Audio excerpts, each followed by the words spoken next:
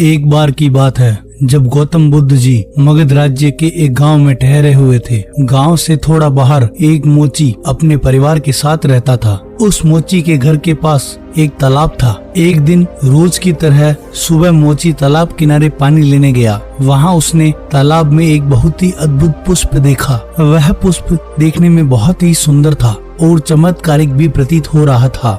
मोची ने तुरंत ही अपनी पत्नी को बुलाया और वह पुष्प दिखाया। मोची की पत्नी आध्यात्मिक और धर्म में आस्था रखने वाली थी। वह पुष्प को देखते ही समझ गई कि जरूर कल यहाँ से गौतम बुद्ध ही गुजरे हैं। उन्हीं के प्रताप से यह पुष्प खिला है। पुष्प को चमत्कारिक मानकर मोची ने एक योजना बनाई। उसने अपनी योजना के बारे में पत्नी को बताया कि वह इस पुष्प को राजा को देगा और उनसे बहुत सारी स्वर्ण मुद्राएं लेगा। उसकी पत्नी ने भी सोचा कि यह पुष्प उनके किसी काम का नहीं है, उसे राजा को ही दे दो, कम से कम कुछ कमाई तो होगी। पत्नी की सहमति के बाद मोची राजमहल की ओर निकल गया। राजमहल के रास्ते में उसे एक व्यापारी मिलता है। मोची के हाथ में पुष्प देखकर वह रुक जाता है। वह मोची से पूछता है कि भाई ये पुष्प लेकर कहाँ जा रहे हो? मोची कहता है, मैं यह पुष्प लेकर राजा के पास जा रहा हूँ। इसे राजा को भेंट करके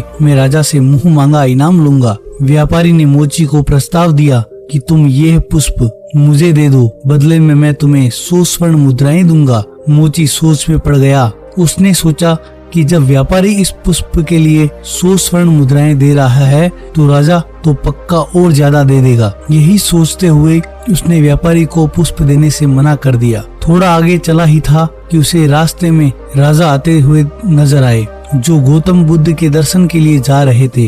राजा भी मोची के हाथ में वो दिव्य पुष्प देखकर अचंभित हो गए। राजा ने मोची को पुष्प के बदले 1000 स्वर्ण मुद्राएं देने के लिए कहा। यह सुनते ही मोची के मन में एक अजीब सी चेतना आई और वह राजा को पुष्प न देकर दौड़ता हुआ सीधे महात्मा बुद्ध के पास जा पहुंचा।